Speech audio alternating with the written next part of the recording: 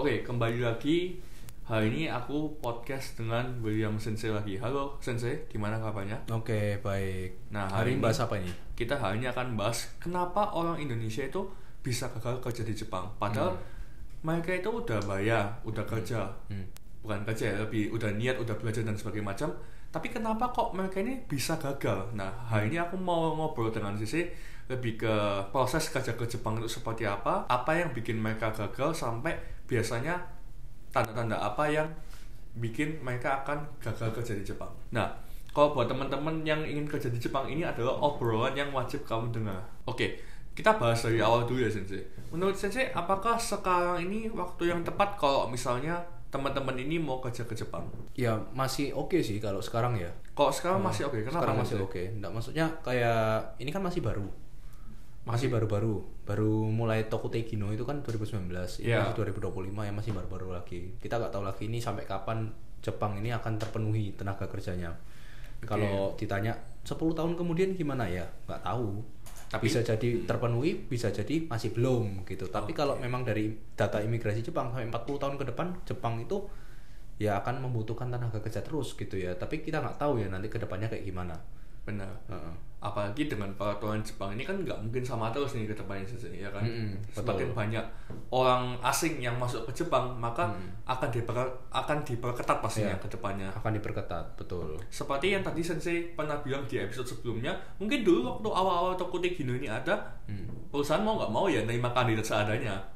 Tapi kalau sekarang kan mereka lebih selektif lagi karena sudah banyak banget kandidat yang memang ingin ke Jepang. Ya, dengan kata lain kalau dulu wawancara itu masih lebih gampang daripada sekarang, karena sekarang perusahaan itu sudah mulai pintar, udah tahu standar orang asing itu segini, harus bisa segini baru bisa kerja di Jepang. Makanya sekarang itu mau bidang apapun ya, mau itu bidangnya pakai bicara mau bidangnya itu pakai percakapan perlu banyak bicara apa enggak gitu ya. Kayak misalnya langsung bicara dengan customer itu kayak restoran, perawat, hotel gitu kan, front office ya maksudnya ya. Itu kan butuh kemampuan berbicara langsung dengan customer, maupun bidang-bidang yang kayak pertanian, peternakan, perikanan, pabrik gitu ya, yang mereka pada nyatanya ketika kerja di Jepang nggak terlalu banyak butuh berbicara selain kepada atasan dan rekan kerja gitu ya, nggak langsung customer kan, nggak ketemu customer gitu. Mau bidang apapun, aku rasa sekarang wawancara lebih ketat gitu ya, dalam arti mereka minimal perlu level bahasa Jepang lancar gitu. Oke, iya. Nah, kalau misalnya Sensei, aku mau kerja ke Jepang, itu step by stepnya gimana Sensei dari awal? Oke, step by stepnya itu sebenarnya udah pernah aku jelaskan ke ini ya, episode sebelumnya yang pre-placement, placement sama post-placement gitu. Kalau kita singkat ya, step pertama ya pasti belajar dulu bahasa Jepang, baik secara sertifikasi gitu ya, maupun secara percakapan gitu kan. Habis itu ketika sudah siap sertifikat dan PD, lancar ngomong gitu ya, nextnya cari job. Nah, cari job cocok baru ikut wawancara. Ini masuk ke placement. Tahapan placement, cari job, wawancara. Setelah wawancara sudah selesai, nextnya kalau lulus ya tanda tangan kontrak kerja, pembuatan paspor, medical check up, pas foto itu dikumpulin semua. Untuk apply COE. COE itu izin tinggal, anggapannya kayak COE itu bisa dibilang visa 1 gitu ya. Visa 1 terus nanti COE turun, kita buat visa 2 yang di paspor kita itu di tempel gitu. Gitu. Nah, setelah itu ya berangkat kerja ke Jepang gitu. Tapi itu baru awalnya gitu ya. Ketika sudah kerja ke Jepang pasti ada kendala-kendala gitu ya. Kendala-kendala ya kebanyakan people problem paling sering ya, nggak cocok sama orang ini, nggak cocok sama orang itu gitu, itu lebih sering. Gitu. Itu paling sering masalah yang biasanya terjadi. Nggak mungkin mulus-mulus saja kerja di Jepang, pasti ada nggak enaknya juga. Mau kita tinggal di mana, mau di Jepang, mau di Korea, mau di Amerika, mau di Indonesia, pasti ada enak, pasti ada nggak enaknya juga. Tinggal murid ini bisa toleransi atau enggak, bisa masih oke atau enggak ya, bisa beradaptasi apa enggak dengan lingkungan itu. Benar, gitu kan. Nah, sebenarnya kan dari penjelasan sisi ini kan sebenarnya semua udah jelas ya, dari step by step dari sampai berangkat. Nah, pertanyaannya kenapa kok orang-orang ini masih bisa gagal dalam proses ini, sedangkan ya ini tuh udah jelas loh kamu harus ngapain, step by step kamu udah dijelasin, kamu tinggal ngikut aja, tinggal berangkat. Tapi kenapa kok orang ini masih bisa gagal? Sebenarnya bukan gagal ya, tidak jadi kerja ke Jepang bukan sama dengan gagal, tapi Oke. memang ya jalannya dia punya jalan yang lain gitu ya. Seperti aku dulu kan sebenarnya nggak jadi untuk kerja jadi game designer gitu kan, tapi akhirnya dapat jalan yang lebih bagus ya, bangun Pocket Nyonggo gitu kan. Ya. Gitu. Jadi memang itu sudah jalannya masing-masing. Kadang itu yang membuat mereka akhirnya memutuskan saya tidak jadi kerja ke Jepang gitu ya. Ada beberapa hal. Satu, itu dari segi niatnya sendiri gitu ya. Tiba-tiba kayak susah ternyata bahasa Jepang. Ya jelas yang bilang bahasa Jepang gampang siapa? Bahasa Jepang, bahasa Mandarin, bahasa Arab itu bahasa-bahasa tersulit di dunia ya, masuk top 10 ya. Oke. Gitu. Jadi niat pastinya gitu. Itu penting banget ya. Yang kedua ya biasanya memang mereka menemukan jalan lain. Ada yang saya nggak jadi ke Jepang karena ternyata saya dinaikin jabatan di kantor saya yang sekarang, atau ternyata saya dapat pekerjaan di Indonesia membutuhkan bahasa Jepang, gajinya lumayan oke gitu ya. Akhirnya nggak jadi ke Jepang, ya nggak apa-apa. Itu berarti sukses definisi versi mereka ya itu gitu ya. Bukan berarti belajar bahasa Jepang sekarang harus kerja ke Jepang, ya enggak. Tergantung jalan masing-masing orang sebenarnya. End goal-nya beda-beda gitu. Terus yang ketiga itu biasanya dari sakit penyakit, tiba-tiba kena serangan jantung kan siapa yang tahu? Benar. Terus atau kayak tiba-tiba ada COVID-19, nah itu siapa yang tahu? Siapa yang bisa prediksi gitu kan?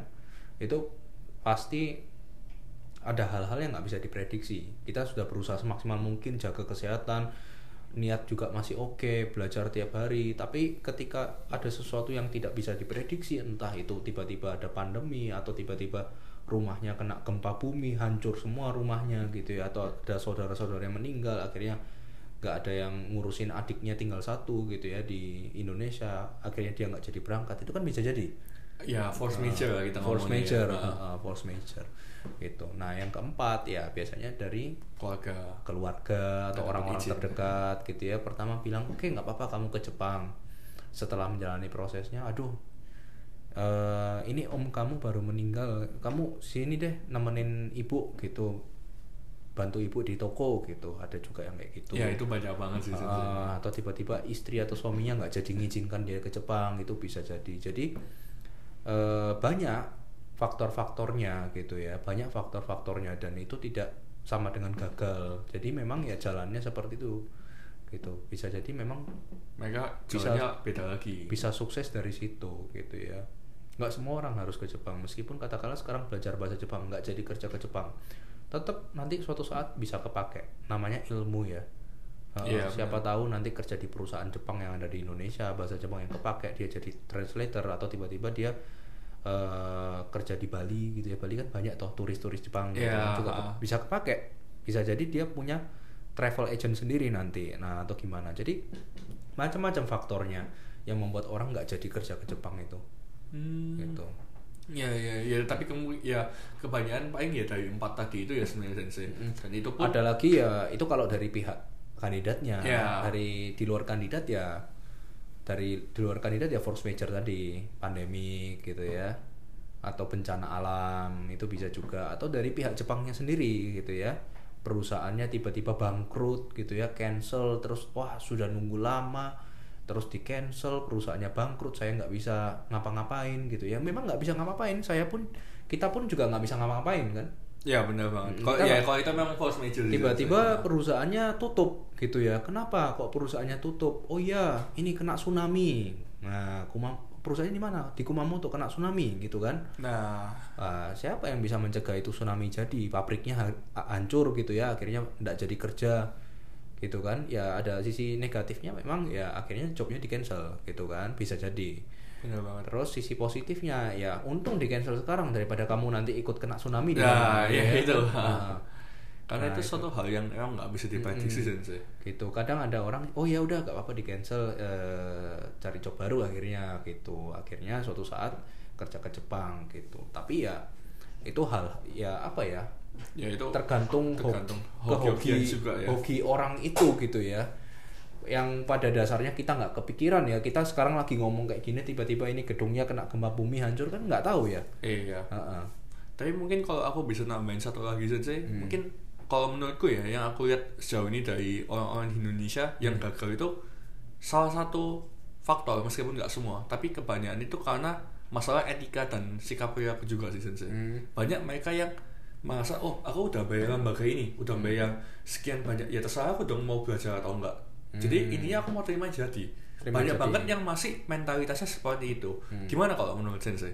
Ya nggak bisa terima jadi, anggapannya kita bayar sekolah aja, kalau misalnya kita nggak belajar ya nggak lulus. Benar. Kalau nggak lulus apa bisa refund? Pak, saya nggak lulus nih Pak, padahal saya sudah bayar sekolah. Ya terserah saya dong, saya mau masuk sekolah apa enggak, terserah saya mau belajar apa enggak, yang penting saya butuh ijazah. Ya, Kayak S1 nggak gitu. bisa. Nggak bisa. Benar. Itu apa ya, mentalitasnya itu masih ya gue bayar ya gue jadi aja gitu. Itu kan hal yang nggak bisa, apalagi kalau misalnya kita mau kerja di negara orangnya kan. Ya itu tadi yang nomor 1 tadi, niatnya itu tadi memang. Kalau dari awal udah salah. Kalau dari Pocket Nihongo sendiri gimana Sensei? Apakah menerima semua murid yang asal mereka bayar, atau biasanya sistemnya gimana kalau di Pocket Nihongo Sensei? Ya pertama pasti kita tanya dulu ya, ini list penyakit-penyakit yang nggak boleh gitu ya, kayak contohnya buta warna. Bukan nggak boleh sih kalau buta warna, boleh sih boleh, cuma jarang ada perusahaan yang mau. Daripada ya kan? PHP lebih baik. Daripada susah cari kerjanya, kita fokus tenaganya habis di situ. Ya kita terima murid yang memang matanya normal gitu ya. Minus plus silinder masih nggak masalah kan, bisa pakai kacamata. Kalau buta warna kan kacamata buta warna udah ada sih, tapi nggak tahu works apa nggak itu ya. Iya, mungkin ngelihatnya dari sisi pihak Jepangnya aja ya, daripada kalau misalnya Sensei ya udah kita terima aja murid yang buta warna tapi ternyata jobnya nggak ada atau jobnya sedikit dan susah dicari, kan jadinya kesannya PHP ya Sensei sebenarnya. Ya pertama dari penyakit kayak penyakit berat itu sudah nggak bisa, penyakit menular nggak bisa, penyakit turunan jadi diabetes, terus kayak HIV, penyakit kanker gitu ya, TBC gitu-gitu, itu nggak bisa kalau belum sembuh total gitu kan, itu sudah pasti nggak bisa. Jangankan mau ke Jepang, kehidupan sehari-hari di Indonesia pasti udah sulit. Iya gitu kan, jadi makanya fokus dulu aja ke penyembuhan gitu ya. Itu dari satu, kesehatan. Yang kedua yang biasanya kita lihat itu usia ya. Usia kalau di atas 35 tahun tapi nggak ada pengalaman ya yang signifikan di bidang itu, ya agak sulit karena sudah usia gitu kan. Kalau di bawah 35 tahun pengalaman masih dikit atau nggak ada pengalaman gitu ya, masih baru lulus SMA SMK, nggak apa-apa gitu kan, karena kan memang masih muda. Oke, tapi kalau misalnya dia apply-nya 35 udah keterima terus dia di Jepang, itu apakah akan bermasalah? Kan dia tetap kerja nih di sana. Oh iya, tetap kerja. Nggak ada masalah. Cuma ya? Pertama kali waktu wawancara pertama kali waktu wawancara itu kan pasti ditanya. Pernah ada kandidat itu juga usianya di atas 35 gitu ya, udah punya pengalaman di hotel 2 tahun gitu ya, mau kerja di hotel Jepang, ya hotel Jepang akan menolak. Loh, sudah usia 35 kok masih pengalaman cuma 2 tahun gitu kan. Jadi tanya. Jadi tanya. Kamu ngapain aja selama ini? Jadi tanya, bener. Minimal banget rata-rata perusahaan 4 tahun. Tapi ada beberapa perusahaan yang high class itu minimal 8 tahun kalau usianya sudah 35 ke atas. Gitu ya. Berarti kalau misalnya dia 35 ke bawah, itu pengalaman belum signifikan, masih potensi keterima. Tapi kalau di atasnya itu memang dibutuhkan pengalaman yang cukup banyak. Mungkin ada perusahaan yang mau terima 35 tahun ke atas tanpa pengalaman, mungkin ada ya, dan aku rasa pasti ada ya, cuma nggak banyak. Nah, nggak banyak itu. Makanya kita daripada fokuskan tenaga di situ, mending kita cari yang potensi masih bisa kerjanya masih tinggi gitu. Itu kalau aku kayak gitu. Itu sih. Oke. Iya, itu benar banget. Daripada kita fokusin ke sebenarnya meskipun kita fokusin pun ya, itu kan job sebenarnya nggak seberapa banyak. Belum tentu misalnya saya dapat job dari perusahaan ini, belum tentu kandidat ini cocok kan sebenarnya. Ya. Itu nanti bakal nunggu lagi dan bakal repot lagi. Benar. Nanti malah kandidatnya takutnya merasa di PHP malah. Padahal sebenarnya ya bukannya kita nggak mau, tapi memang dari perusahaan Jepangnya kan sebenarnya. Dan memang ada beberapa bidang. Jadi nggak semua job itu akan terus-terusan tiap bulan ada. Oke. Ada yang musiman gitu ya, kayak misalnya 2023 itu banyak-banyaknya pengolahan makanan, bill cleaning itu banyak. Oh iya, makanya mereka kan berangkatnya 2024 tahun lalu kan, ya, berangkatnya kan. Bener. Nah itu karena sudah wawancara tahun sebelumnya gitu. Tapi begitu pertengahan tahun lalu bill cleaning jadi tambah turun drastis gitu ya. Pengolahan makanan juga sekarang kebanyakan nyarinya yang posisi Jepang, posisi Indonesia kita cuma bisa approach perusahaan-perusahaan baru yang belum pernah rekrut orang asing, tapi ngeyakininnya kan sulit. Iya. Karena mereka skeptis, ini bahasanya budayanya apa nggak sulit ya nanti kerja sama kita gitu. Benar, Kalau perusahaan baru kan kayak gitu, tapi begitu mereka lihat oh orang Indonesia kerjanya bagus ya repeat order nanti. Makanya gitu memang kita itu juga tugasnya lembaga-lembaga di Indonesia sebenarnya untuk ngefilter nggak sih Sensei? Ngefilter apa? Ngefilter kandidat nih, dalam artian ketika mereka ternyata cuma fokus ke profit doang dan ya udah dia udah bayar berangkatin aja. Tapi ternyata ketika mereka di Jepang kerjanya ini nggak bagus, itu kan berdampak ke orang Indonesia yang lainnya. Secara langsung kan mereka kan, waduh orang Indonesia semuanya kayak gini, ya udah kita ikut negara lain aja. Karena orang Jepang itu lebih tipe yang mereka tertutup ya terhadap luar, karena bukan kayak Indonesia ya. Kalau Indonesia kan memang banyak ras gitu kita kan macam-macam rasnya. Kalau orang Jepang kan ya orang Jepang sendiri aja gitu kan. Jadi untuk mereka menerima orang asing baru itu agak sulit. Itu biasanya adalah ketika mereka lihat oh perusahaan ini sudah rekrut orang asing, kita ikut-ikutan. Nah itu tipenya gitu. Jadi word of mouth itu penting gitu ya.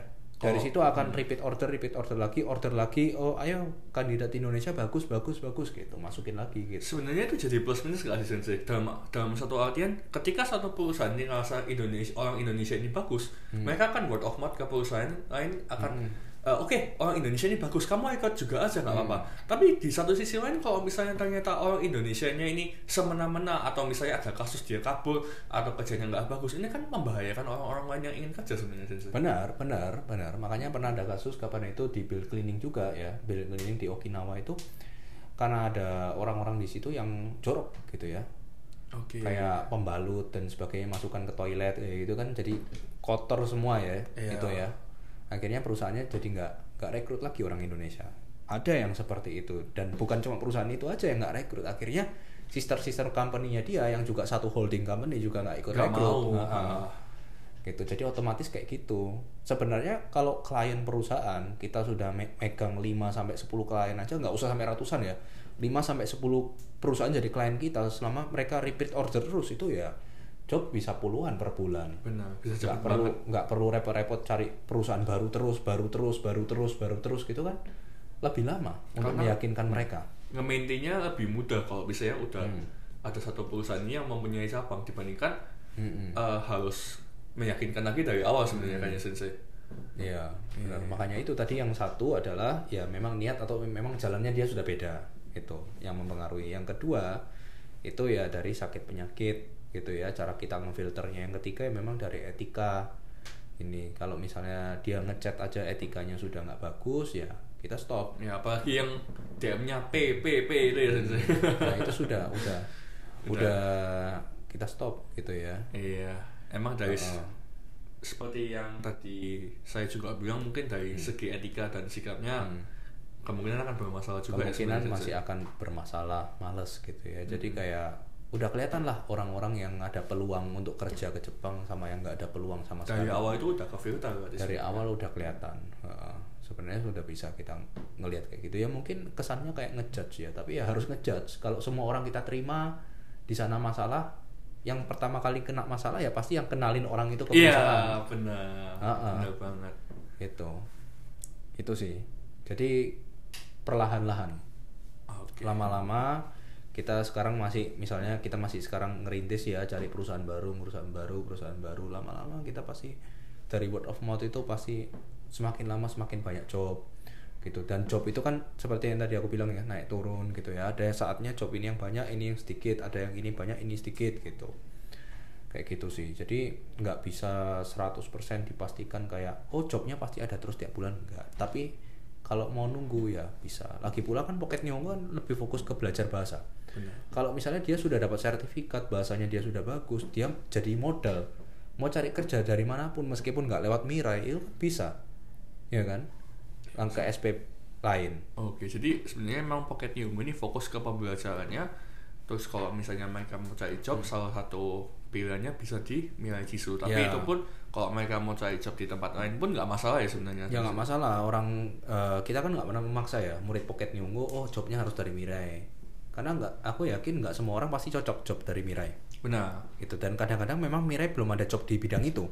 Gitu. Jadi modal utamanya mereka sudah punya sertifikat bahasa, sertifikat SSW gitu ya. Tinggal. Terus kemampuan bahasa Jepang gitu ya, job itu bisa dari mana-mana meskipun nggak lewat aku gitu ya. Jadi cocok-cocokkan, karena yang nanti akan menjalani kerja di Jepang itu mereka sendiri, nggak bisa Benar kita banget. paksakan, oh adanya job ini kamu harus milih ini, ayo cepat berangkat, itu nggak bisa. Karena kalau nanti kayak mereka nggak cocok di situ gitu ya, padahal itu bukan pilihan mereka, kita paksa, ya gimana, Ya, pasti cepat pengen berhenti gitu kan. benar banget. Nah itu yang jadi bikin kasus-kasus yang mereka baru kerja seminggu atau sebulan pengen Ya, pulang tadi ya, Sen, betul. sebenarnya. Salah satu alasannya. Betul. Jadi kalau mau disingkat, alasan kenapa orang sudah belajar di Indonesia nggak jadi berangkat kerja ke Jepang, satu tadi dari Niat. niat, yang kedua jalannya memang ketemu jalan Ketemu lain jalan gitu lain, ya. ha. Terus sakit penyakit gitu ya, atau force major Ya, gitu ya. sama sikap dan Sikap attitude. dan attitude itu kalau masih posisi di Indonesia. Tapi kalau posisi di Jepang, kenapa udah sampai Jepang tapi nggak betah, dikit-dikit pindah ya. Sebenarnya ada efeknya dengan yang tadi di Indonesia itu, milih jobnya nggak benar gitu ya, asal milih. Sedangkan kalau mau milih job biasanya itu kan ada 5 hal yang diperhatikan ya, job desk-nya apa, lokasinya, gajinya, hari kerja, hari libur, jam istirahat gitu ya, jam kerja berapa banyak, sama fasilitas. Kalau cocok 100% aku rasa susah gitu ya. Oke. Tapi minimal lebih banyak cocoknya daripada yang nggak cocok. Setidaknya Setidaknya- sekitar 60% lah ya. Lebih banyak cocoknya daripada yang nggak cocok, menurutku itu bisa coba Dipertimbangkan. dipertimbangkan lagi. Kecuali memang kalau gajinya oke tapi sisanya nggak oke ya, Wah, jangan. ya itu. Repot nanti di sana, nanti banyak alasan lagi gitu ya. Alasan saya nggak betah di sini, saya nggak betah di situ. Terus ketika mau nyari pekerjaan baru, kenapa kamu mau pindah pekerjaan? Oh iya, karena saya nggak suka pekerjaan ini. Nah, perusahaan baru nggak sebodoh itu, mereka bakal tanya, Iya. lah terus ngapain kamu terima pekerjaan itu gitu ya? Kalau nggak suka, jangan-jangan kamu jadikan saya batu loncatan lagi untuk cari pekerjaan lain gitu kan? Benar. Nah, Gitu. ini nyambung juga dengan menurutku banyak mentalitas yang dimiliki orang Indonesia yang ingin kerja di Jepang. Mentalitas ini banyak dimiliki oleh orang Indonesia yang ingin kerja di Jepang. Yaitu mental yang penting cepat berangkat. Kalau menurut saya tanggapannya gimana mengenai hal ini? Mental yang penting cepat berangkat tanpa mempertimbangkan 5 tadi ya, Iya, kan lokasi, mereka- gaji, job desk dan Yang sebagainya penting, itu ya. Ya udah deh, dikasih job tak terima aja, yang penting berangkat aku dapat duit gitu. Ya sama, akhirnya juga nanti lama-lama juga nggak bakal bisa awet di Jepang. Itu Gitu yang ya. Nggak mungkin- bakal bisa awet. Pernah ada kasus itu, yang penting cepat berangkat gitu ya. Akhirnya ya udah, job konstruksi juga nggak apa-apa. Nggak tahu itu beratnya job konstruksi kayak gimana gitu ya. Akhirnya berangkat sampai sana 1-2 bulan nggak betah, pulang. itu padahal di asuransi Gitu. itu kan ada levelnya juga kan sebenarnya. Semakin berbahaya pekerjaannya semakin tinggi levelnya. Kalau nggak salah konstruksi itu level 4 loh malahan padahal. Ya, jadi itu karena tidak sesuai dengan apa yang dia mau kerjakan, akhirnya nggak cocok. Bentar-bentar mau berhenti, mau pindah kerja. Sedangkan kalau di Jepang itu sebenarnya tidak ada hukum yang menyatakan kayak minimal kerja berapa lama di perusahaan ini baru bisa pergi, itu nggak ada. Jadi yang penting 1 month notice, 1 bulan sebelum boleh pindah kerja. Cuma kalau mau pindah kerja, menurutku jangan terlalu cepat, jangan juga terlalu lama. Tokyo Ginu kan cuma 5 tahun. Benar. Kalau terlalu cepat, kita 1-2 bulan mau pindah kerja atau loncat. kurang dari setahun, jarang ada perusahaan yang mau terima orang seperti itu gitu ya, kecuali memang alasannya adalah karena perusahaannya black atau perusahaannya nggak bener. Oke. Saya dikontrak harusnya kerjanya restoran, tapi pada kenyataannya saya nggak kerja restoran, saya kerja pertanian. Nah, kan jelas nggak boleh gitu kan, itu jelas nggak boleh. Atau saya kerjanya 1 bulan 200 jam, 40 jam lembur gitu ya, tapi gaji saya segini. Kalau kita lihat UMR-nya itu harusnya segini. Nah, itu juga black. Nah, kalau perusahaannya kayak gitu, pindah secepatnya nggak apa-apa. Tapi kalau perusahaannya nggak masalah gitu, imigrasi kan pasti juga ngecek, kita nggak bisa bohong. Yeah. Perusahaannya kayak gini, pasti diinspeksi sama imigrasi gitu ya. Benar. Kalau kita bohong, kita yang bermasalah, kita dead work gitu ya, bisa Yeah. jadi gitu. Jadi nggak bisa, imigrasi juga nggak akan sebodoh itu mempercayai kita mentah-mentah gitu. Makanya Pasti perusahaan bakal dicek juga. pasti bakal dicek. Selama perusahaannya nggak buruk, kalau kita pindah terlalu cepat, kutu loncat, perusahaan baru bakal sulit untuk menerima kita. Tapi kalau misalnya kita terlalu lama baru pindah gitu, misalnya kita sudah kerja 3 tahun, berarti sisa waktunya kan tinggal 2 tahun kalau Tokyo Ginu 1. Jarang ada perusahaan yang mau terima orang yang sisa waktunya tinggal dikit. Gitu. Jadi kalau mau pindah kerja itu jangan terlalu cepat, jangan juga terlalu lama. Gitu. Idealnya ya 1-2 tahun setelah kerja gitu ya. Dan itu jangan terlalu banyak. Menurutku dalam 5 tahun Toko Tekino maksimal pindah kerja itu 1 kali. Kenapa? Karena ini juga berhubungan dengan karir, ya kan? Anggaplah ada 2 orang nih, si A sama si B. Si A kerja di perusahaan A dari tahun pertama, ya kan? Sampai sekarang dia kerja. Si B kerja di perusahaan B 2 tahun, setelah itu dia pindah ke perusahaan A. Ya kan, berarti kan sisa waktu dia tinggal 3 tahun. Kira-kira kalau jadi atasan mau naikin jabatan, pilih si A atau si B, orang lama atau orang baru? Si A pasti. Ya, si orang lama. Ini juga berkaitan dengan kenaikan jabatan. Makanya kalau bisa, idealnya kalau dapat yang cocok dari awal, ya teruskan tempuh karir di situ, naikin jabatan di situ. Daripada loncat-loncat, ngulang lagi dari nol, jabatan juga akan lebih sulit peluangnya. Benar banget. Gitu. Iya.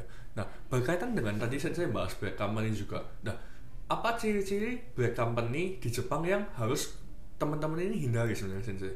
Sebenarnya black company, kita tahu black company atau enggak itu Setelah cara paling gampangnya adalah lihat dari ini ya, lokernya ya. Lokernya ada itikat baik apa enggak, itu bisa dilihat dari berapa jam kerja dia per bulan sama berapa gajinya.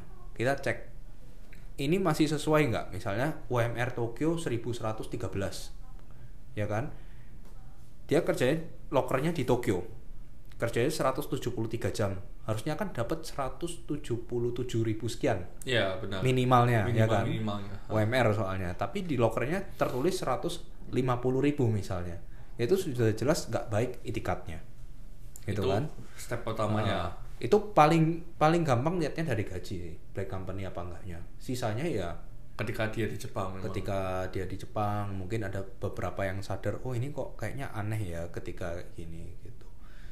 Black company itu seperti kita cari inilah ya, kita cari kutu di bulu-bulu kucing, bulu anjing. Harus teliti itu. Jadi dari depan nggak kelihatan kayak black. Ketika kita blusuk di dalam, oh ternyata kontraknya, padahal ya tadi yang saya bilang, kontraknya saya kerja restoran, disuruh jadi petani ternyata. Nah itu kan baru ketahuan ketika kerja di Jepang. Benar. Cuma kalau ketika saat itu kita ada bukti, oh ini suruh kerja petani, shift saya pertanian semua gitu ya, imigrasi pasti bela kita. Karena memang bahaya. Enggak kontraknya ini tadi. Karena memang bahaya di Jepang gitu. Berarti kalau misalnya teman-teman di sini mau ngefilter black company dari awal, memang step paling yang bisa mereka lakukan di awalnya adalah melihat kontrak ini ya, Sensei. Dan cara mungkin ketika mereka wawancara itu lihat rekruternya seperti apa mungkin ya. Tapi kalau misalnya ciri-ciri lain black company ya, tadi kan kalau kita lihat dari kontrak, ya, dari wawancaranya itu nggak kerasa kayak wawancara. Maksudnya gimana tuh, Sensei? Wawancaranya nggak kerasa kayak wawancara, itu maksudnya kayak terlalu gampang too good to be true. Kalau gampang itu maksudnya dari segi apa? Kita bisa tahu ini tuh gampang banget sih. Misalnya, ayo perkenalkan diri, oke saya ini kita ditanya, kita nggak bisa jawab tapi lulus. Oh. Jadi mereka itu nyasar orang-orang yang memang desperate. Langsung apa? Desperate ya. Desperate. Oh nggak apa-apa, modal Jikosoka ya, modal perkenalan diri, yang penting lulus. Nah itu biasanya yang nggak semua perusahaan black company kayak gitu. Cuma biasanya yang kayak gitu itu black company. Biasanya black company ciri-cirinya kayak gitu. Wawancaranya itu sudah nggak kayak wawancara, terlalu gampang untuk disebut wawancara, dan kemungkinan persentase lulusnya hampir mendekati semua diterima gitu loh. Tapi gini, pertanyaannya kan berarti kan sebenarnya kan kita ini secara nggak mungkin langsung kontak perusahaan user ya kan. Dalam artian kita harus melalui penengah ya, seperti yang tadi saya bilang yaitu EPSP. Bisa lewat perusahaan user. Bisa. Kalau dia punya orang di dalamnya yang ngurusi terkait imigrasi. Perusahaan itu kan musuh utamanya adalah dia nggak mengerti dokumen-dokumen apa aja yang harus dikumpulkan, gimana cara apply COE, visa untuk orang asing itu gimana. Itu kan perusahaan nggak ngerti, kecuali dia punya orang di dalamnya, dia punya konsultan imigrasi sendiri, dia bisa lakukan itu sendiri. Cuma jarang ada perusahaan yang gitu. Biasanya mereka mau EPSP. Mau pakai EPSP. Nah, balik lagi ke pertanyaannya, berarti kan si perusahaan dan EPSP ini tahu dong. Maksudnya dalam artinya EPSP ini kan nggak mungkin oh misalnya ada perusahaan mau cari orang ini, masa dia nggak ngecek perusahaannya dulu sensei? No, secek-ceknya gimana pun kita kan nggak tahu ya orang yang bakal kerja sama dia itu seperti apa. Kita cuma bisa tahu kalau kita cek perusahaan itu dari satu, legalitasnya lengkap apa enggak. Oke. Jangan kira black company legalitasnya nggak lengkap. Bisa lengkap itu. Biasanya secara legalitas. Izin PT-nya ada, izin rekrut SSW-nya ada gitu kan. Terus secara gaji, kontrak ya bagus semua. Kelihatan di kertasnya bagus. Di kertasnya bagus, kenyataannya belum tentu kan. Yeah. Ketika terima slip gaji, loh gaji saya kok cuma segini. Makanya dipotong kayak gini gitu ya. Itu kalau kita EPSP pertama kali kenalin orang ke situ, ya kita nggak tahu. Tapi begitu kita tahu ya nextnya ya nggak ngenalin lagi ke situ. Oke. Gitu. Kalau misalnya udah kejadian seperti itu, kan Mira ini salah satu EPSP yang baru juga ya, termasuk sensei dari tahun lalu ya kalau nggak salah. Masih baru, masih 2024 bulan 8 itu baru dapat izinnya kan. Izin EPSP. Jadi masih anggapannya masih ya newbie lah ya, merintis masih. Nah, pertanyaannya berarti kan secara nggak langsung Mira ini udah mengenalkan orang Indonesia ke perusahaan Jepang. Benar nggak? Sudah. Nah, pertanyaannya kalau misalnya ya seperti yang tadi sensei bilang, meskipun kita mau cek-cek pun ya legalitas lengkap, tapi kan kita nggak tahu kecuali setelah kenalin orang ini ke perusahaan Jepang. Nah, pertanyaannya kalau misalnya ternyata dia kena black company, yang dikenalkan Mira ini black company, terus gimana sensei? Next step-nya dari Mira? Ya next step-nya harus pindah kerja lah. Tapi ini semua bakal diurus oleh Mira. Ya kita nanti carikan perusahaan baru pastinya gitu. Cuma black company itu kita biasanya filternya gini kalau dari Mira itu. Pertama, rating perusahaan. Kita lihat sosmed yang ex karyawannya dia itu ngasih nilai seperti apa. Oke. Gitu. Yang kedua pasti legalitas. Gitu. Yang ketiga itu biasanya perusahaan yang kita kenalkan sejauh ini memang dari teman-teman dekat kita aja. Oh, memang sudah kenal. Jarang yang benar-benar kita approach cari Google perusahaan, misalnya perusahaan pengolahan makanan dicari Google banyak nih, kita approach jarang. Karena nggak kenal ini siapa yang kenalin. Gitu ya. Jadi yang kenalin kalau Mirai sekarang itu ada beberapa ya, lebih dari 5 lah orang-orang yang gerak di tiap daerah, misalnya Kyushu sendiri gitu, Kyoto sendiri, Kanto sendiri, Sendai sendiri. Nah, orang-orang ini nanti yang approach. Nah, ini orang-orang terdekat kita sendiri. Gitu. Mereka yang melakukan background checking. Mereka yang melakukan background checking dan kenalin perusahaan ke Mirai. Gitu. Oke. Jadi kayak semacam apa ya? Agent. Oh ya, secara langsung ya. Secara langsung kayak agent yang cari-carikan kita perusahaan, tapi setidaknya itu kenalan mereka. Oke. Jadi bukan perusahaan random gitu ya. Itu akan mengurangi ya. Akan mengurangi resiko black company. Soalnya kan kenal. Gitu. Jadi lebih gimana ya? Orang Jepang itu lebih percaya kalau ada temannya dia yang kenalin. Referral kan. Ya word of mouth lah secara langsung. Benar. Ya sama kayak misalnya kamu masuk dulu aku masuk kerja ya. Pertama kali belum bisa bahasa Jepang. Belum bisa ngomong bahasa Jepang. Kenapa kok bisa diterima part time di restoran? Dikenalin sama senpai. Dikenalin senpai yang di sekolah bahasa. Oke. Jadi lebih percaya karena senpai ini kerjanya bagus. Jadi nama dia digunakan untuk ngenalin aku. Jadi dikira aku juga kerjanya bagus. Penjaminnya ya secara langsung. Ya bukan penjamin juga sih ya, kayak oh ini ada juniorku nih yang bagus. Bisa dipertimbangkan untuk diterima gitu. Ya itu. Jadi lebih percaya kalau sudah kenal, reputasinya sudah bagus. Nah itu reputasi itu yang sekarang aku bangun. Mau di Pocket Nihongo sama di Mirai. Pocket Nihongo reputasinya gimana bisa kita memberikan pembelajaran bahasa Jepang dengan baik. Mirai reputasinya ke perusahaan, gimana kita bisa memberikan kandidat terbaik ke mereka. Tujuannya agar mereka bisa repeat order lagi, order untuk kandidat lagi kayak gitu. Pertanyaannya berarti meskipun ada kandidat ini amit-amit kan, meskipun kita background check pun kan tetap ada potensi kena black company. Iya, nggak mungkin dilepas aja dong sama Mirai. Iya, nggak mungkin. Tetap akan bertanggung jawab sampai kandidat ini mendapatkan perusahaan yang lebih baik memang. Pasti. Jadi anggapannya kayak kita akan semaksimal mungkin ya filter perusahaan di awal gitu. Tapi bukan berarti 100% akan lolos gitu ya. Orang katakanlah KBRI aja misalnya verifikasi perusahaan nih. Verifikasi perusahaan antara end user yang menerima dengan P3MI di Indonesia. Itu pun juga bisa kebobolan juga kan. Benar. Bisa jadi ini perusahaan black company, apalagi kita gitu kan. Jadi kita akan seleksi semaksimal mungkin perusahaan ini, mulai dari reputasinya dia sendiri, dikenalin siapa perusahaan ini, gitu kan, izin legalitasnya. Sekaligus kita pasti ada 3 partner ya secara hukum itu. Ada konsultan imigrasi, ya kan, terus imigrasinya sendiri sama pengacara. Nah kita juga konsultasikan juga, kita ada sendiri. Kalau pengacara itu ada juga partnernya, konsultan imigrasi juga ada partnernya, kita juga pasti konsultasi. Jadi apa yang kandidat lakukan, apa yang kita lakukan sebagai Mirai, apa yang perusahaan lakukan, sebisa mungkin kita secara legal. Cuma pasti ada celah-celah kecil yang suatu saat ya bisa jadi itu kebobolan. Gitu. Nah, tidak dipungkiri, pasti nggak ada yang perfect sih. berarti kan secara nggak langsung ini ada kemungkinan ya, kita nggak ngomong siapa, tapi ada kemungkinan bisa jadi kan sebenarnya kalau misalnya kita ke Jepang berarti ada tiga lembaga yang dilibatkan. Kalau misalnya mereka emang dari awal mau ikut lembaga, yang pertama lembaga pelatihan, yang kedua adalah PSP, yang ketiga adalah user, benar kan? Nah, mungkin nggak kalau misalnya 3 ini ternyata sama-sama main, oh ya udah kita mintain ini dah dari user, kita bisa ambil duit segini lah dari user. Ini ada kemungkinan seperti itu nggak Sensei yang membuat akhirnya mereka ini di Jepang sengsara. Kong kali kong ya. Kong kali kong nggak ngomongnya, misalnya LPK ya bisa jadi dikasih ini, dikasih bisa segini, jadi. TSK kasih segini, user dikasih segini. Iya bisa jadi. Makanya itu bisa jadi kayak gitu. Bisa kong kali kong. Oh diarahkan nih, oh kamu ke job yang ini aja, mulai dari lembaga belajar bahasa. Habis itu dari EPSP-nya juga ngenalin job-job yang dia sekiranya mungkin dapat komisi besar gitu ya. Usernya nanti dari situ, oh kita bayar murah aja gitu.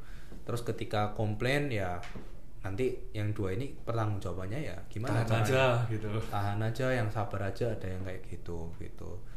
Ya, tapi kan itu sudah jelas melanggar hukum, harusnya nggak boleh.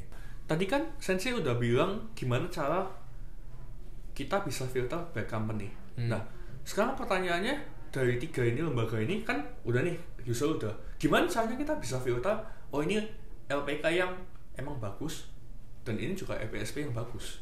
Ya semua kembali lagi ke transparansinya ya. Dari awal pokoknya semua ya, mulai dari kita pilih lembaga belajar gitu ya, mulai kita pilih EPSP, mulai kita nanti di sana pilih job user kayak gimana gitu kan. Itu semua dari transparansinya. Ada yang ditutup-tutupin nggak dari sini? Mau dari proses alur maupun dari segi biaya gitu ya, maupun dari segi gaji, ada yang ditutup-tutupin nggak gitu ya. Tapi tetap aja ya sama, bukan hanya ke perusahaan. Kalau mau filter kandidat pun juga sama. Kita agak susah ngelihat mereka ada yang ditutup-tutupin apa enggak ya. Enggak semuanya bisa ketahuan, kelihatannya aja kayak normal gitu, ternyata ada sakit jiwa kan nggak tahu itu. Iya. Itu nggak tahu. Misalnya dia semua sudah dites, psikotes, medical check up, semua normal gitu ya.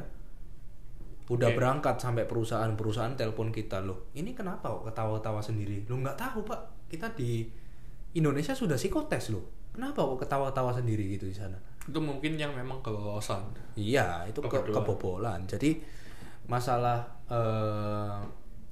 black company bukan hanya company-nya aja yang black kandidat juga ada, kandidat yang black ya, dalam arti kayak ya benar-benar kayak sebenarnya anak ini nggak layak untuk kerja gitu, tapi ya kita kebobolan juga pasti ada.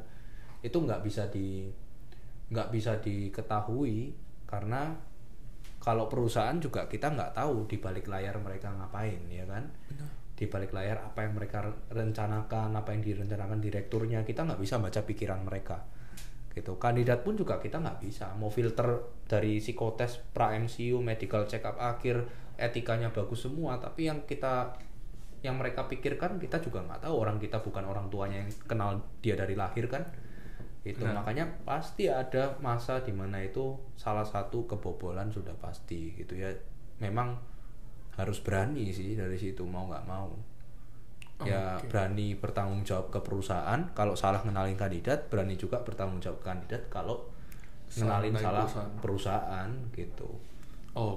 Nah berarti tadi kalau bisa aku simpulkan, kalau misalnya untuk kandidat dia kalau misalnya ingin memilih lembaga, belajar atau memilih EPSP, itu berarti dia bisa ngefilternya dari transparansi mereka sendiri. Apakah mereka ini ada yang ditutup-tutupin atau enggak? Apakah mereka ini memaksa murid ini untuk milih job? Apakah mereka ini tiba-tiba minta biaya tambahan yang kita sebenarnya nggak tahu ya buat apa? Karena jujur aja banyak yang DM ke aku, mereka itu habis ke Jepang ya untuk program Tokutei Gino lah kita ngomongnya, itu bisa habis 40-60 juta bahkan sampai 100 juta. Itu emang sebenarnya biayanya apakah semahal itu atau gimana sih? Ya gini, jadi kalau untuk transparansi cara gampangnya misalnya biaya ya, kita banyak ini biaya mulai dari awal sampai berangkat berapa gitu ya, 50 juta. Biayanya buat apa aja? Udah, kamu nggak usah tanya, yang penting 50 juta. Itu kan sudah jelas ada yang tutupin ya. Itu paling gampang cek transparansi ya dari situ. Terus alurnya gimana? Udah, nanti saya pandu lagi, yang penting kamu belajar dulu gitu. Nah, itu jelas. Ya nggak tahu dia beneran tahu alurnya apa enggak, itu kan sudah jelas gitu. Benar. Kan. Nah, biaya berapa yang cocok untuk kerja ke Jepang ya sebenarnya tergantung ya. Les bahasa kan macam-macam. Tergantung orangnya matok harga berapa. Online dan offline pun sudah beda kan. Offline sama offline pun beda PT ya pasti beda harganya. Sekolah di sini sama sekolah di sini sama sekolah di sini kok bisa beda harganya, ya tergantung sekolahnya ini gimana gitu kan. Ya itu kembali lagi tergantung itu. Terus tergantung dari apa namanya? Perusahaan ya. Perusahaan itu mereka menyediakan fasilitas apa, tiket pesawat dibayarin nggak, COE dibayarin nggak, tempat tinggal sudah disediakan atau belum. Kalau belum kan udah ya kandidatnya harus nyiapin sendiri tiket pesawat kan kalau kita ya kita nggak booking kan, itu kan memang terserah muridnya ya mau pakai pesawat apa, cek aja di Traveloka, di trip.com, tiket.com, Agoda, macam-macam kan bisa kan. Iya benar, tinggal langsung cari sendiri. Tempat tinggal langsung ke agen properti di Jepang, nanti kita bantu kenalin gitu kan, langsung dia tag-tagkan gitu ya, mau yang mau nyewa dia kan gitu. Benar. Itu COE juga tergantung konsultan imigrasinya siapa gitu. Jadi itu semua tergantung dari perusahaan kasih fasilitas apa aja. Banyak dan sedikitnya biaya yang dikeluarkan itu ya tergantung itu semua. Terus misalnya medical check up. Saya medical check up di rumah sakit ini sama di rumah sakit itu kok beda harganya, ya nggak tahu ya, tanya rumah sakitnya kan, karena tiap vendor memang pasti beda harga. Tiap vendor pasti beda gitu. Itu kan biaya kamu sendiri yang kamu harus bayarkan ke rumah sakitnya, bayarnya kan bukan ke kita gitu. Kalau yang kita bisa kasih tahu ya biaya pelatihan, karena kita kan memang lembaga untuk bahasa Jepang. Gitu. Kalau di kita kan mulai dari bahasa Jepang, SSW, wawancara, berapa itu total? Tergantung bidang lah. Kalau restoran, perawat 11. Tadi 11. Tapi itu udah include pelatihan bahasa sampai level N3. Udah include biaya ujian CLPT. Untuk kelas SSW juga udah dapat. Plus ujiannya udah dapat juga biayanya. Sama kelas wawancara udah dapat juga, dan ada kelas percakapan itu gabung jadi satu. Okay. Terus ada juga konsultasi sama sensei juga kan, 1 kali sebulan. Sebulan sekali ya. Ya itu kalau dari kita sih paling bisa memberitahukan biaya itu. Sama biaya, kalau biaya yang lainnya ya kurang lebih kayak kalau paspor kan memang udah ada biaya standar mereka lah anggapannya. Kalau paspor kan tinggal download aplikasi M-Paspor 350.000, kalau paspor biasa paspor 650.000 gitu kan. Kalau untuk medical check up ya kisaran 800 sampai 1,3 tergantung dia pakai rumah sakit atau klinik apa. Tergantung gitu vendor kan. apa. Pokoknya di luar biaya pelatihan itu tidak masuk ke kita. Jadi itu termasuk biaya anggapannya tarif resmi dari lembaga masing-masing. Benar. Dan yang berarti yang kita sajikan ke murid itu sebenarnya total biaya kurang lebih mereka habis berapa. Tapi bukan berarti semua itu masuk ke kita. Yang masuk ke kita itu hanya biaya pelatihan. Sedangkan sisanya mereka bayar ke vendor masing-masing. Kita cuma ngasih tahu, kamu kurang lebih habis segini loh. Kisarannya berapa paling murah ya kalau misalnya kalau kandidatnya ikut ke kita dari awal belajar bahasa gitu ya sampai wawancara, kelas wawancara, persiapan wawancara, terus ditambah medical check up, visa dan sebagainya, itu nanti kita bantu dia caranya gini loh, kamu ngurusnya kayak gini gitu ya. Paling murah kandidat itu 15. Itu dalam catatan tiket pesawat, biaya hidup, COE sama biaya hidup. Enggak, tiket pesawat, COE sama apartemen disediakan perusahaan. Gitu. 15 itu kelas kan 11 gitu kan. Ditambah paspor 350.000, 11,35. Iya, dan kan? dokumen-dokumen lainnya lah. Tambah visa 600 ribuan ya 12 jadinya. Tambah medical check up anggaplah 1 juta. Ya kan? Terus tambah BPJS PMI 370.000. Tapi kalau Gitu. misalnya total di kita itu sebenarnya sekitar 15 sih memang. 15 tapi sampai 20 bisa. ya dengan 20 catatan bisa. tapi tiket pesawat, apartemen, COE itu memang udah disediakan Disediakan perusahaan. Gitu. Tapi ini juga biaya hidup Mas ya. Biaya hidup. Biaya hidup kan buat mereka sendiri ya gitu. Kalau biaya hidup ada uang jajan itu macam-macam. Ada yang Terserah mereka mau bawa 5 juta, ada yang bawa 6 juta, 7 juta, paling banyak saya pernah tanya itu 10 juta bawa. Ya. Gitu. Nah, kalau biaya tiket pesawat tinggal cek aja ke Traveloka dan kawan-kawan gitu ya. Kalau untuk biaya COE itu tergantung konsultan 5 sampai 10 bisa. Tapi biasanya 90% lah perusahaan nanggung. Mau, 10% ada perusahaan yang nggak nanggung gitu. Tapi karena dia rekrutnya banyak, ratusan per tahun. Langsung banyak. Jadi mereka harus cut cost mau. Cut cost gitu ya. Terus kalau untuk biaya tempat tinggal itu juga ada yang menyediakan. Kalau disediakan perusahaan kan nggak bisa milih tuh. Mau tinggal sekamar berdua, bertiga, berlima, terserah perusahaan. Orang mereka yang sewakan, kandidat nggak punya hak untuk milih. Benar. Kalau mau milih sendiri ya sewa sendiri. Iya. Sewa sendiri itu 15 sampai 20-an. Karena ada biaya deposit. Biaya awal bukan deposit. Biaya awal itu asuransi kebakaran, uang ganti kunci. Oke. Gitu ya. Itu kita sebutnya shoki hio. Atau orang-orang biasanya ngomong juga atamaking. Iya, atamaking. Itu. Jadi biaya awal apartemen. Biasanya memang biaya awal itu 3 sampai 4 kali lah dari biaya sewa bulanan. Jadi kalau biaya sewa bulannya 4 sampai 5 juta ya 15 sampai 20 juta itu biaya awalnya dia. Tapi sudah termasuk sewa bulan pertama. Bulan berikutnya tinggal dia bayar 4 sampai 5 juta tadi. Tapi yang atamaking ini akan dikembalikan enggak sih kalau masa sewanya udah selesai? Enggak. Oh, itu enggak. Enggak, itu kan memang buat biaya kayak asuransi kebakaran, biaya ganti kunci gitu kan. Begitu ada penghuni baru ya dikenakan biaya itu lagi. Kan memang untuk biayanya mereka sendiri. Itu sih. Tapi itu sudah diantara kandidat sama agen properti, bukan sama kita sih. Kita pelatihan itu tadi. Makanya bervariasi untuk kerja ke Jepang itu biayanya berapa bervariasi. Tergantung masih masuk akal nggak menurut mereka. Itu kan subjektif ya. Sewa apartemen sendiri kan juga tergantung luasnya berapa, dekat nggak sama stasiun, kotanya di mana gitu kan. Tokyo sama kota kayak Miyazaki pasti jauh lebih besar Tokyo. Benar. Tapi ya balik lagi biaya apartemennya variasi tergantung dia mau tinggal di mana juga ya, kan sebenarnya. Dia sendiri yang milih nanti, bukan kita yang pilihkan. Cuma kalau saranku cari apartemen yang biaya bulannya jangan terlalu murah, jangan terlalu mahal, 3 sampai 5 juta. Kalau di bawah, kalau terlalu murah kayak cuma 1 juta atau 500.000 ada, tapi terpelosok. Dia malah habis di transportnya. Misalnya ada misalnya 15.000 yen atau 1,5 juta gitu. Tapi untuk ke stasiun 1 jam naik sepeda. Kuat gak itu mancal sepeda 1 jam? Nah.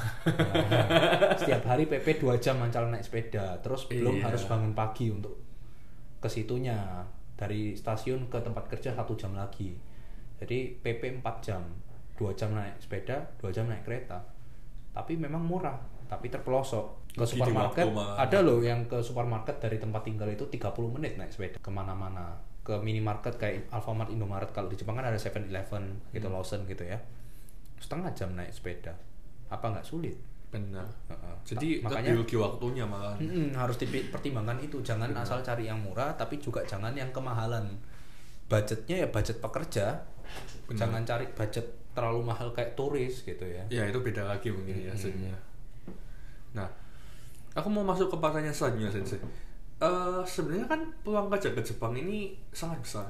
Tapi ini malah orang-orang Indonesia ini ya malah menganggap, ya nggak semua, tapi beberapa malah menganggap ini sebagai ajang penjualan manusia ke Kamboja. Kalau menurut Sensei gimana mengenai hal ini? Ya, kenapa kok bisa akhirnya orang beranggapan seperti ini? Ya karena viral tahun lalu. Ya karena viral tahun lalu kan, makanya orang takut. Aku sendiri juga kalau nggak jelas juga takut. Misalnya ditawarin ya, kerja di Australia aja gitu ya. Visanya apa? Oh pakai visa turis ya, takut. Jelas takut. Karena itu potensi ilegal kan. Sebenarnya emang ya ilegal lah kita ngomongnya. Kan nggak jelas visanya, izin tinggal di situ masa jadi turis, mau kerja masa jadi turis itu izinnya.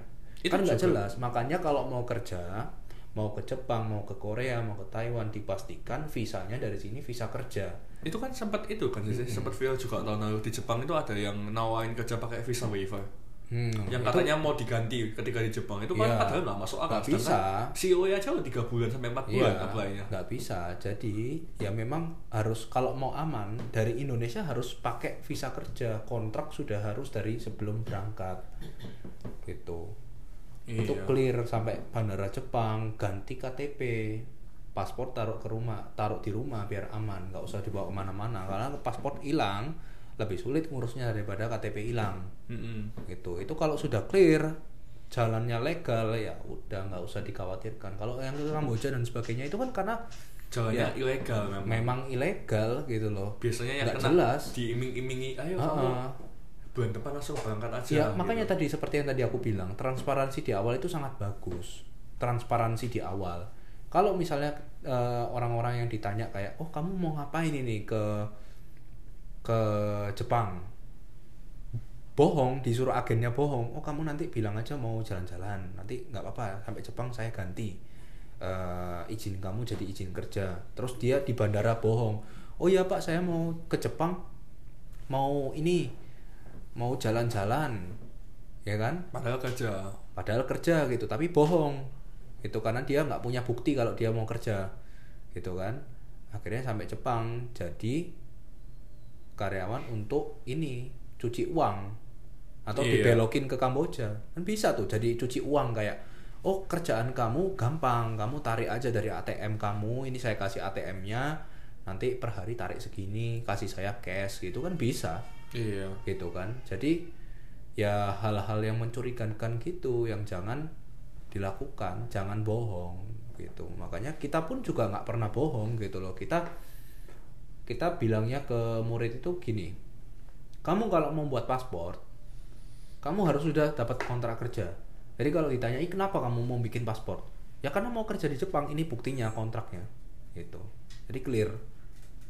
Kalau bohong-bohong gitu pemerintah nggak bisa tahu kan, loh kamu bohong apa enggak, kan orang nggak tahu. Akhirnya dibelokin ke Kamboja, baru akhirnya viral itu. Saya nyesel pak, bohong pak dulu. Harusnya kalau saya konsultasi ke lembaga yang ini, ke lembaga berwajib, saya harusnya nggak sampai seperti ini di Kamboja. Tapi ya udah. Cuma saat itu saya diiming-imingin, saya nggak boleh, saya harus ngomong gini karena katanya nanti bakal dipersulit kayak gitu-gitu. Nah itu ya gimana? Udah telat. Makanya transparansi dari awal itu penting banget. Penting. Dengan banyaknya orang Indonesia yang ingin kerja ke Jepang ini, kan otomatis mereka harus pintar adaptasi. Menurut Sensei, budaya apa yang mereka nggak boleh bawa ketika mereka udah di Jepang? Maksudnya budaya kerja di Jepang gitu ya, lebih tepatnya. Mungkin budaya yang kayak kebiasaan-kebiasaan yang mereka selalu lakukan di Indonesia ini, apa yang nggak boleh mereka lakukan di Jepang? Dalam konteks kerja kan maksudnya ya. Ada beberapa budaya. Yang pertama, kalau kerja di Jepang itu adalah satu disiplin ya. Disiplin. Jadi mulai dari telat gitu ya, telat masuk kerja mau 1 menit, 1 jam, 1 hari telatnya itu sama, telat gitu ya. Nggak ada excuse gitu. Makanya pastikan disiplin gitu ya. Dan yang kedua itu adalah budaya senioritas di Jepang. Senioritas di Jepang itu cukup ketat budayanya ya, cukup kental budayanya. Jadi senioritas kalau di tempat kerja ada 2 gitu ya. Satu berdasarkan siapa yang masuk duluan. Yang kedua adalah berdasarkan jabatan. Jabatannya leader sama staff gitu ya. Ya pasti yang staff harus menghormati leader. Begitu juga meskipun sama-sama staff gitu ya, sama-sama staff tapi staff masuk yang duluan. Ini masuk duluan ya, ini harus jadi menghormati yang ini gitu. Itu budaya senioritas kalau di Jepang gitu ya. Jadi ada, kita sebutnya joge kanke gitu, atau ya senioritas gitu, atasan dan bawahan gitu. Itu tidak memandang ras ya, tidak memandang ini orang mana. Mau orang Jepang pun kalau dia masuknya lebih lambat daripada aku masuk duluan ya, dia adalah juniorku gitu. Kalau usia gimana sih? Mandang nggak? Kalau usia nggak, tetap. Berarti tetap yang mau dia usianya 50 tahun, tapi kalau dia masuknya barusan aku masuk lebih dulu gitu ya, dia junior, dia harus nurut gitu. Oke, iya, iya. Karena apa yang dilakukan kesalahan dia itu nanti jadi kesalahanku. Oke. Gitu. Nah itu budaya yang kedua.